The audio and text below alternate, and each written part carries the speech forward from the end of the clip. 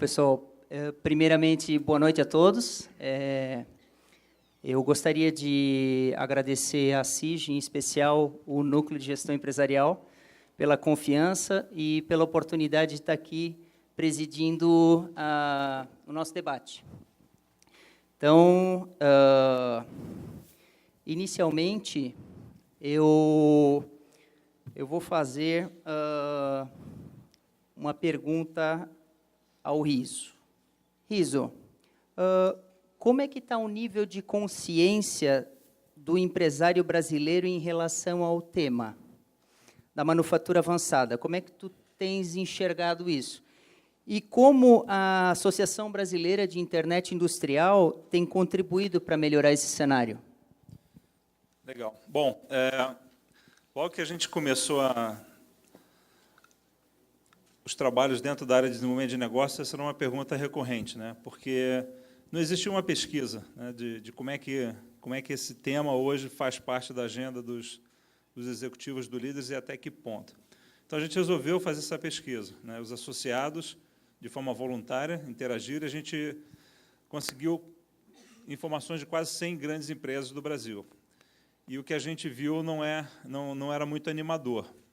Na verdade, né, a pergunta principal era o quanto se conhecia do tema, né, e se conhecia o quanto aplicava.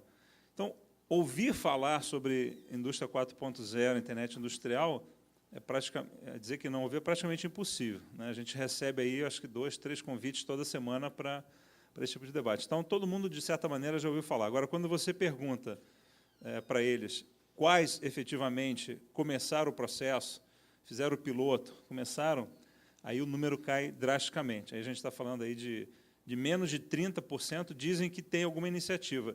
E quando a gente foi ver que iniciativa era essa, muitas delas nem eram realmente internet industrial ou indústria 4.0. Né? Eram uso de tecnologias de uma forma estanque.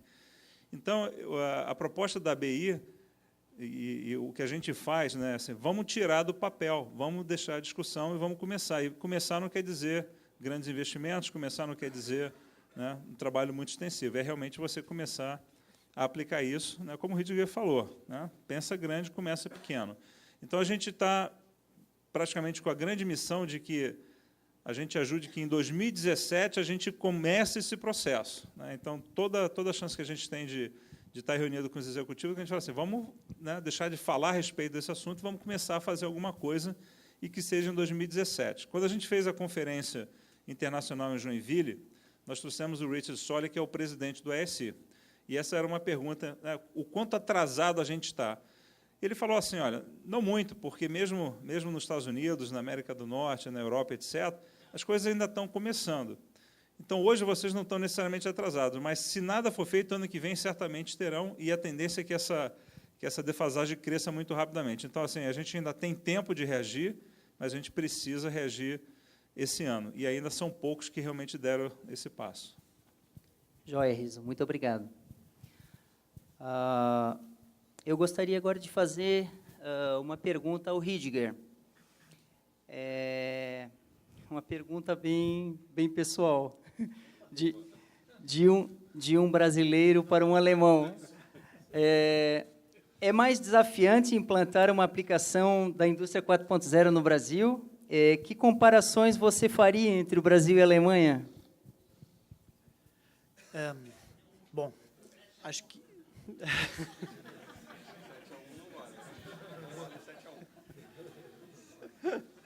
Ainda temos um ano com essa piada, né? Ainda temos um ano para aproveitar isso. Não, claramente o desafio, sem dúvida, é maior aqui no Brasil, né? Porque, como o Riso mostrou, que o governo da Alemanha, eles entenderam a importância já faz tempo. Mas não é por toa, porque nós já vimos que, se você olha a indústria bens de consumo, financeiro, as grandes empresas que são as empresas dominadas nesses setores não são alemães. Mas agora, se você olhar para a indústria de equipamentos industriais e automotivo, esse é o grande setor da Alemanha. E acho que 25% ou quase 30% dos empregos na Alemanha dependem dessas indústrias. E por isso, o governo entendeu, se a gente não implementa um programa Indústria 4.0 nessas indústrias, a gente vai ter um problema, porque a gente vai perder, porque os outros, eles querem comer esse bolo também. Então, esse foi, na minha opinião, bem esperto do governo da Alemanha para colocar esse programa com investimentos.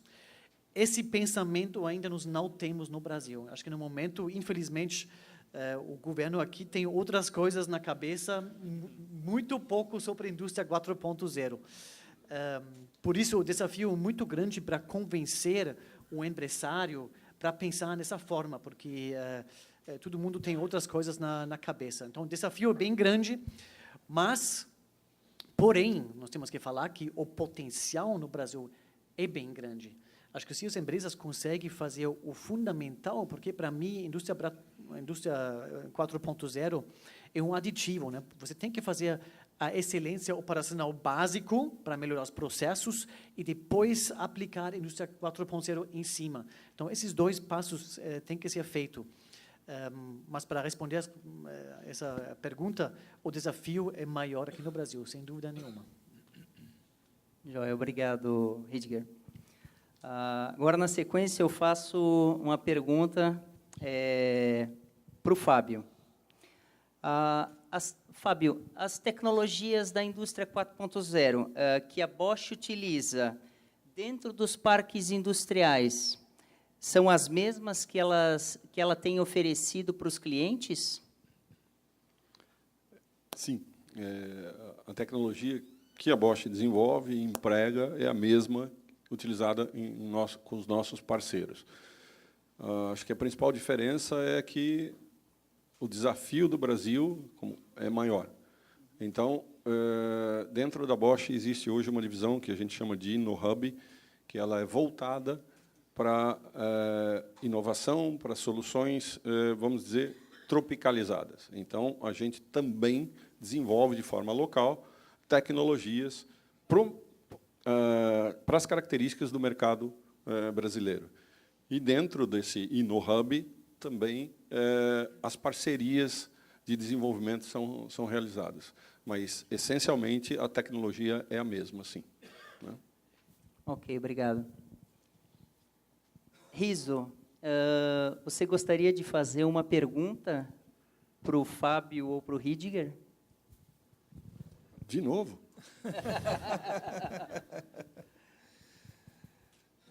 Bom, eu vou fazer para o Ridger uma pergunta que eu fiz para o Fábio em outro evento, né? Que é o seguinte, eu acho que até, inclusive, tem a ver com o trabalho que eles estão fazendo aqui. Imagina que um amigo seu, de longa data, aí, do tempo de universidade, né, hoje à frente de uma empresa, um executivo aqui de uma empresa brasileira, te procurasse, te convidasse para tomar uma cerveja. Né? O alemão gosta de cerveja, então... E lá pela quinta ou sexta, ele fala assim, olha, eu estou com um problema porque eu estou ouvindo aí todo mundo falar dessa coisa da indústria 4.0 e eu estou aflito porque eu tenho aqui o dia a dia para resolver, o país está em crise, a empresa precisa sobreviver e não para de vir essa mensagem, né, de que eu estou ficando para trás. Tirando o chapéu aí, né, da empresa, como pessoa, que aconselhamento você daria para essa pessoa? Como é que ele começa? Acho que exatamente essa situação com o amigo, até você comentou na sua apresentação, essa abordagem, pensa quais são os problemas, né? Não pensa na tecnologia, porque normalmente ele fala, bom, eu vi que tem essa coisa, tem sensores, tem... A abordagem não é essa, a abordagem tem que ser, cara, qual é o problema do seu cliente? Você já falou com o seu cliente? Acho que esse é um ponto que todas as empresas novas, o que eles fazem? Eles falam com o cliente, que muitas empresas esqueceram de fazer. Eles implementaram novas soluções, novos produtos, porque eles acham legal, eles acham que a gente faz porque é possível. Mas o amigo, eu vou falar, cara, fala com o seu cliente, faz entrevistas, fala com ele, o que ele precisa, o que ele quer. Pergunta um feedback real, sabe? Não um feedback brasileiro. Tá, tudo bem. Pode deixar comigo. Pode deixar, eu deixo. Não, você tem que perguntar do seu cliente, me dá um feedback real, o que você precisa, o que eu posso fazer para o seu negócio, e baseado nisso, com essa informação, com os dados, essa informação, você fala, pô, agora vamos pensar, qual desse portfólio da indústria 4.0 aplica para você. Porque nem tudo se aplica e nem tudo é possível, também financeiramente no Brasil. Mas escolhe essa coisa pequena certa que vai ajudar o seu cliente. Esse seria o meu conselho. Boa. Maravilha, Ridger. Agora, na sequência, eu te peço mesmo, tu gostaria de fazer uma pergunta para o Fábio da Bosch ou para o Riso da Pollux? Agora eu vou passar agora para a Bosch, uma pergunta muito boa também, porque a gente já aprendeu que essa indústria 4.0 é muito forte na Alemanha. Você foi lá, você vê o que Bosch está fazendo. A Bosch é uma empresa espetacular em termos de inovações. Mas qual é o estratégico, o planejamento de vocês para transportar essas coisas para o Brasil? Como você fazer isso, né? Porque só trazer os equipamentos, a tecnologia não adianta, né? Mas vocês têm uma ideia, uma solução, como nós podemos pegar coisas boas que nós podemos transportar para o Brasil, para ajudar o Brasil também? Bosch tem uma resposta para isso? Bom, gostaria de falar que sim, né? Mas o grande problema é a característica do chão de fábrica brasileiro em relação ao alemão, né? O gap nem é tão grande, mas nós estamos talvez na 2, 2.5 ou 3. Nós temos a estratégia até o momento a ser seguida, nós temos algumas definições do que queremos trazer, né, de alguns padrões que queremos trazer, mas, essencialmente, a planta, Campinas, principalmente, que é o nosso polo de desenvolvimento, tem liberdade para adotar tecnologias próprias desenvolvidas no Brasil. Nós vamos sempre contar com o suporte das demais plantas pelo mundo. É possível. A capilaridade dentro da Bosch é bastante interessante. A gente pode utilizar o conhecimento entre as plantas para trazer as tecnologias ou desenvolver tecnologias aqui no Brasil. Mas, basicamente, hoje está sendo em desenvolver soluções baseadas no Brasil. Porque a minha pergunta era... Porque nós, na Bosch, nós como Bosch Consulting também, nós temos esse desafio, né? Como fazer esse intercâmbio de conhecimento. Então, nós decidimos para levar todos os funcionários para a Alemanha.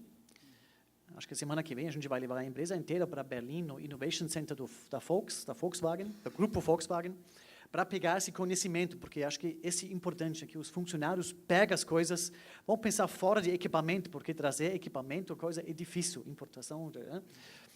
Mas se você leva as pessoas do Brasil para lá, para mostrar, seja funcionários ou para a gente leva clientes, leva lá, mostra que já existe, depois você traz de volta, eles vão abrir a cabeça, eles vão falar, pô, é possível, não é tão difícil, como você falou, não é tão complexo, mas eu vi, já existe, está funcionando, acho que nós conseguimos aqui também, é possível fazer aqui. Então, essa é uma forma para fazer um intercâmbio de conhecimento entre os países, para pegar as coisas boas de lá, para trazer para cá, através dos funcionários, né?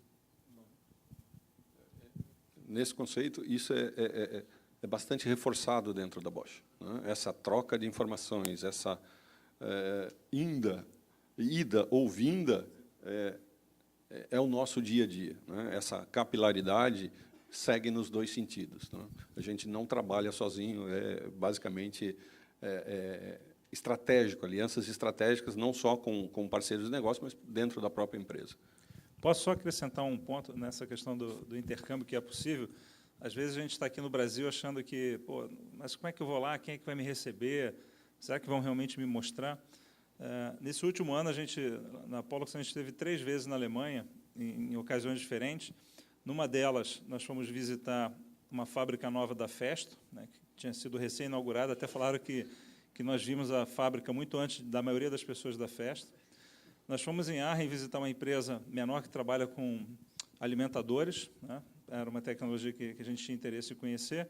E nessa última, eu fui visitar uma empresa numa cidade bem pequena na Alemanha, pouca gente até conhece, chama Kroner, é uma empresa chamada MAI, que faz o que a Pollux faz, né? Talvez numa escala um pouquinho maior.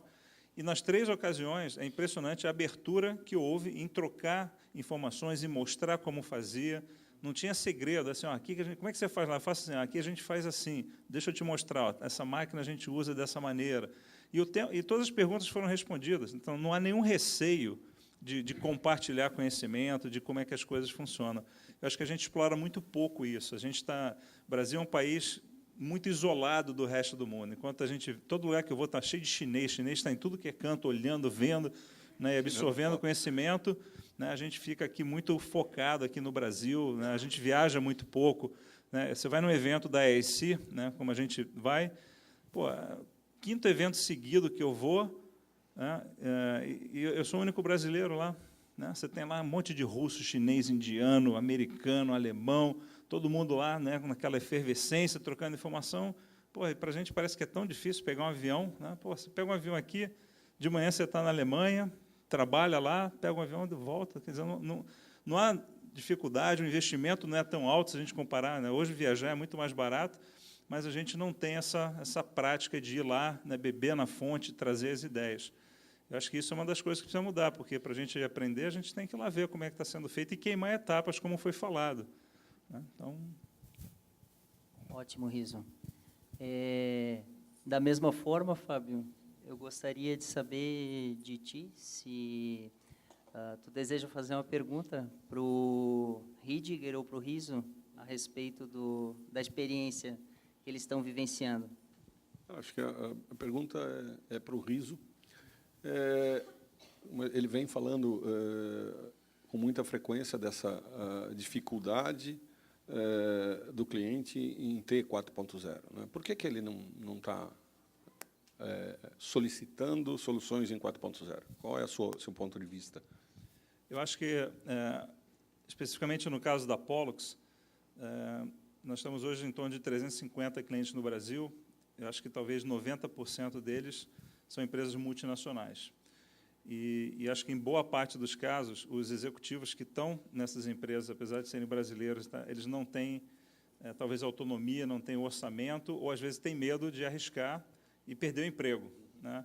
Então, a gente nota um pouco isso. Né?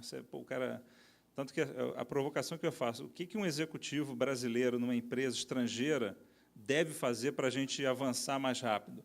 Porque a gente nota, dificilmente, eles vão contra uma diretriz da matriz. São poucas empresas que dão autonomia e dão budget até para se fazer alguma coisa. Então, como a indústria, principalmente se a gente pegar alguns segmentos, a indústria automotiva, hoje ela é praticamente uma indústria internacional no Brasil. São poucos sobreviventes de empresas nacionais aqui. Então, eu acho que um pouco é isso. Como o Brasil vive um período, né, de crise, de definição, as matrizes estão segurando, estão esperando um momento melhor para a coisa andar. E as pessoas aqui acabam não tendo autonomia. Por isso que o robô como serviço está tendo sucesso, porque o diretor industrial de uma multinacional ele não tem hoje a caneta para comprar um robô, mas ele consegue aprovar uma despesa mensal. E aí ele fica contente, eu consigo botar um robô. Se ele for pedir dinheiro lá nos Estados Unidos, na Alemanha, ele não consegue, mas ele consegue ali aprovar um valor mensal para usar o robô. Mas eu acho que parte é isso, eu acho que falta muita autonomia dos executivos brasileiros em empresas internacionais, né? E, às vezes, assim, eles estão bloqueados, até o país, né, entrar num outro viés mais positivo. A gente ouve muito deles falando assim, olha, eu estou sem CAPEX esse ano, é manter o negócio. Ótimo, Riso.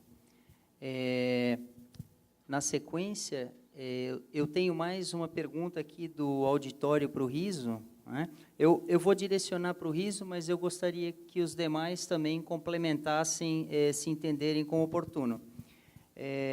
Riso, o Brasil geralmente, a gente está discutindo que ele é geralmente reativo e coadjuvante em termos de tecnologia. Né? A gente é mais seguidor do que desenvolvedor. E, em especial, em automação industrial. Aí se pergunta, que bibliografias, sites ou instituições de ensino tu recomendarias para estudo da indústria 4.0, os pilares e as tendências? Qual seria o caminho do desenvolvimento do conhecimento para alguém que quer começar? Eu acho que, primeiro, em termos, se você quer ler a respeito, acho que o o conteúdo mais relevante continua na internet. Acho que não tem ainda, posso citar um livro que fale até é muito novo. Então, assim, realmente o conteúdo está na internet. Aí, pô, como é que eu separo ali o joio do trigo? Tem tanta coisa, o que realmente é relevante? Como eu procuro estar bem informado, né, hoje uma boa parte da leitura que eu faço acaba vindo das grandes consultorias, porque são trabalhos realmente sérios, né? Então, BCG, McKinsey, Deloitte, né, todos eles, a própria Porsche, né, então todos eles colocam conteúdo de alto nível na internet. O único porém desses conteúdos é que normalmente o Brasil não está incluído ali nos estudos que são feitos, né? Então você tem que derivar um pouco para a nossa realidade. Mas eu acho que tendências, números, né, quando você quer entender como realmente está acontecendo, se você pesquisar na internet e encontrar algumas fontes confiáveis, tem bastante conteúdo interessante, né? Sempre tem coisa nova ali acontecendo. E tem vários grupos também ligados a isso aqui. Então, se você usa o LinkedIn, por exemplo, né, lá dentro do LinkedIn existem vários grupos de discussão ligados à indústria 4.0, à IoT, então é um negócio um pouco mais aberto. Em relação a instituições e cursos, né, esse ano várias delas começaram, né? Então, assim, hoje já tem no Brasil, em algumas universidades, escola até curso de manufatura avançada, indústria 4.0, mestrado aqui, é questão de procurar. E o que a gente quer fazer na ABI, inclusive, é tornar isso mais visível para todo mundo, né? É entender onde esses cursos estão acontecendo, como é que eles são feitos, tanto cursos de maior duração quanto cursos mais curtos. Inclusive, uma ideia que foi debatida lá, nesse encontro da ABI na semana passada, e praticamente foi decidido em se fazer, a ABI ela vai fazer um treinamento para executivos de, no máximo, um dia, talvez menos, de duração, que é realmente, como é que eu começo esse negócio? A gente vai montar, né, essa espécie desse treinamento de um dia para dar esse start. Olha, basicamente, isso é o que faz, né, e aqui são algumas ideias de como é que você segue adiante.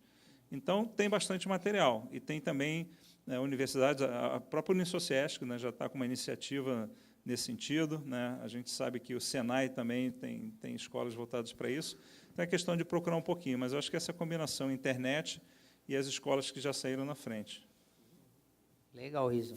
Eu gostaria de acrescentar, acho que o primeiro passo é isso, né? Na internet tem várias pesquisas, e de verdade, né, as grandes consultorias, eles fazem muitas pesquisas sobre o tema, mas a minha recomendação também seria as associações industriais, para participar um pouco mais ativo, né? Porque você pode pesquisar, pode ler teoria, mas, como já falei, importante implementar, fazer. Então, associações industriais são legais para fazer isso, ou também, por exemplo, Câmara Brasil-Alemanha, tem grupos que estão tratando cases reais, o Americano-Brasil também, a Câmara Brasil-Americano. Então, essas são associações que estão tratando cases reais, né, para implementar e para ajudar também empresas para implementar alguma coisa e ganhar as primeiras experiências. Bom, só complementando, alguém tem interesse por isso, a ACATEC, que é a Academia de Ciências Alemã, lá você pode encontrar a literatura que deu a origem ao chamado 4.0. Então, lá tem vários artigos, talvez um pouco mais técnicos, mas que pode ser consultado abertamente, né? Também pode ser uma opção. E só rapidinho, então, pegando esse gancho, a gente falou de internet industrial, o próprio site do consórcio de internet industrial, que é o IIC, iiconsortium.org, também tem já um volume grande de material novo e relevante público. Tem uma parte do site que é só para associados, mas eles já colocaram aí vários white papers e resultados dos test beds também estão à disposição. Então, acho que é outra fonte bacana aí de informação. Joia, pessoal, obrigado. Na sequência, temos mais uma pergunta do auditório para o Ridiger. Ridiger, com relação aos parceiros de desenvolvimento para o carro elétrico, o Mission E, CIA, qual o parceiro de desenvolvimento do motor de tração elétrica? Ou a Porsche desenvolveu o seu próprio motor? Uma pergunta muito boa, porque essa foi uma questão muito importante para a Porsche, porque, por enquanto, a core business da Porsche, por enquanto, é o design é o motor, a potência e os freios.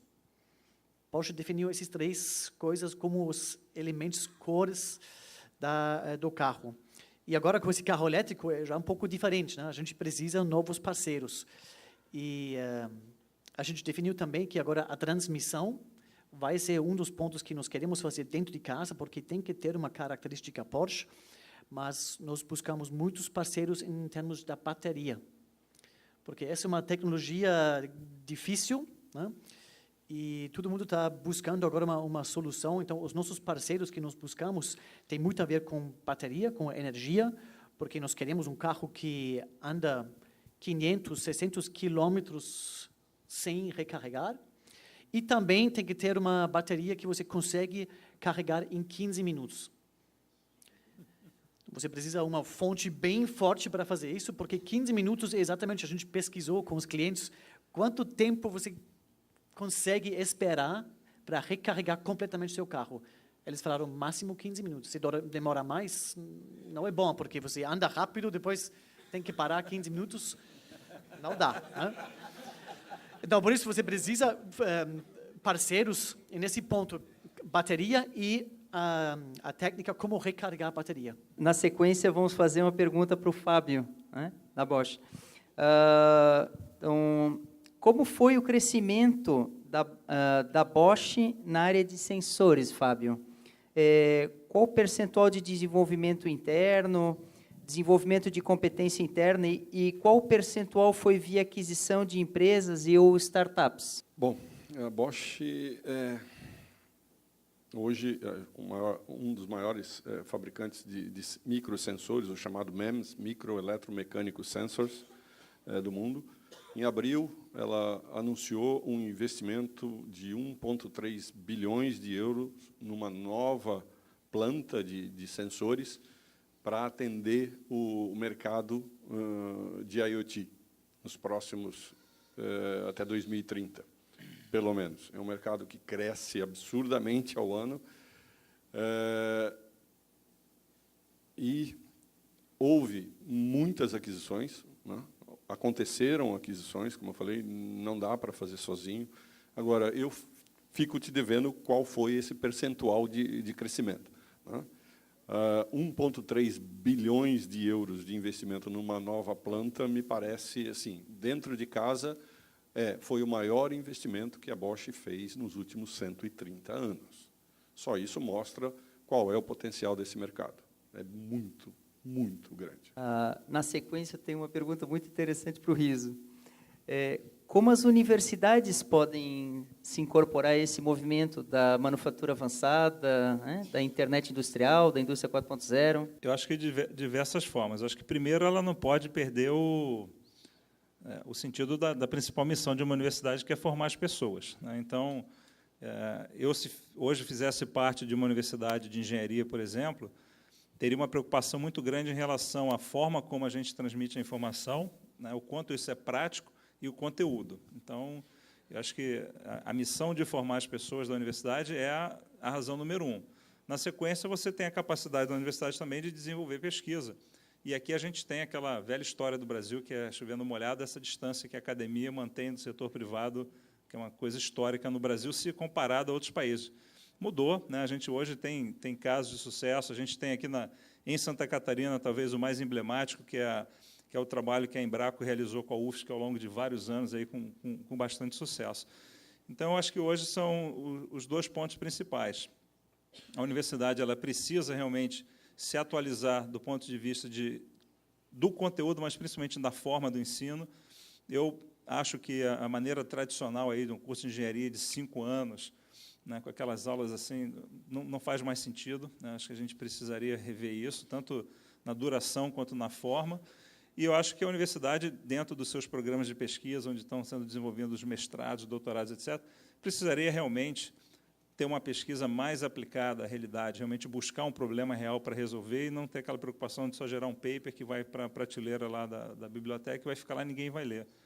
Então, acho que são as duas coisas. Acho que é um papel fundamental. Acho que a universidade tem muito a ver com isso, né? E por isso que, dentro da ABI, a gente criou esse grupo, né, de educação que lá no ASI não tem, porque a gente quer realmente poder atrair a universidade e fazer pensar um pouquinho diferente, uma coisa mais prática, né, mais bacana. Mas eu tô confiante porque a gente sentiu, nesses primeiros meses de associação, uma aproximação grande de várias universidades. A USP veio falar com a gente, a Federal do Paraná, as universidades todas aqui de Joinville.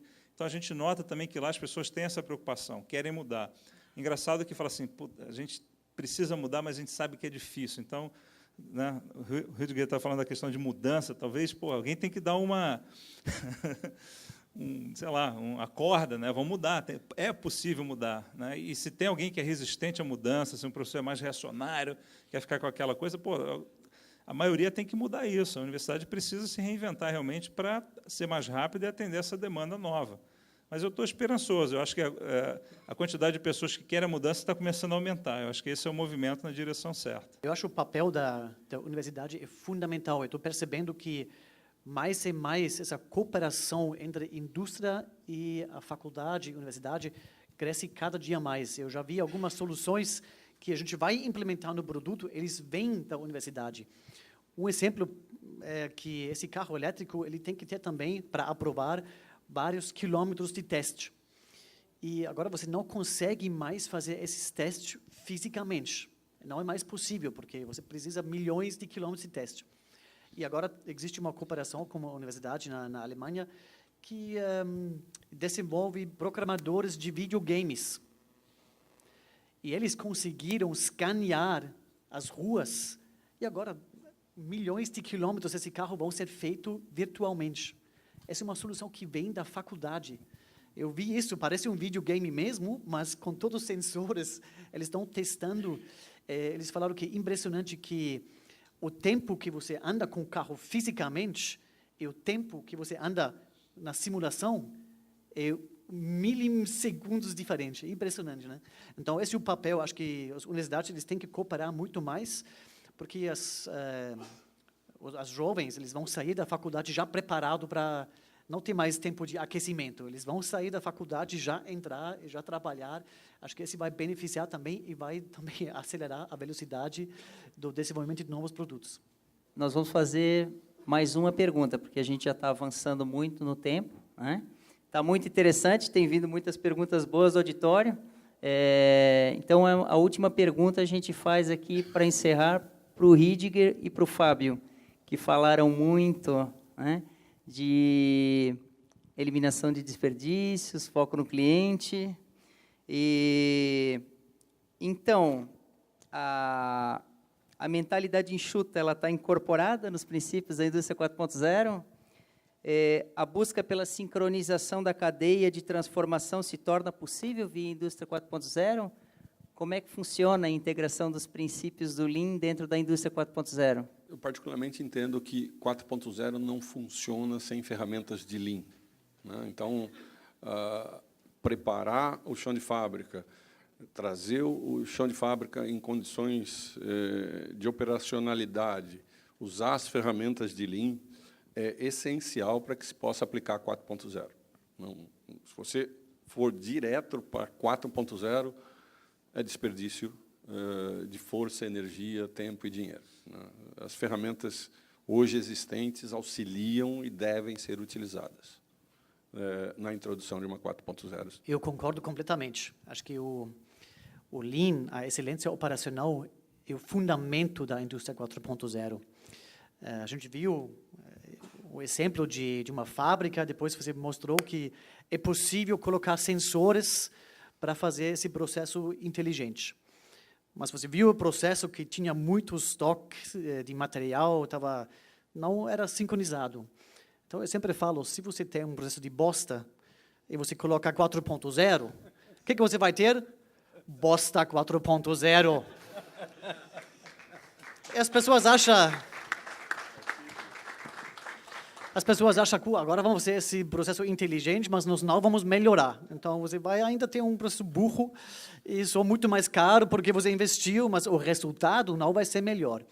Então, Lean, excelência operacional, é o primeiro passo, tem que fazer. Reduzir esse desperdício, senão você vai digitalizar o seu desperdício. Então, esse passo é fundamental, especialmente para empresas aqui no Brasil. Faz esse primeiro passo e depois pensa qual sistema, qual ferramenta, qual tecnologia vai apoiar meu processo otimizado. Não acha que essa tecnologia vai te ajudar para resolver todos os problemas. Então, essa é a minha opinião. Agradecer ao nosso auditório e aos mediadores pela riqueza do debate e passar a palavra à nossa mestre de cerimônias. Obrigado.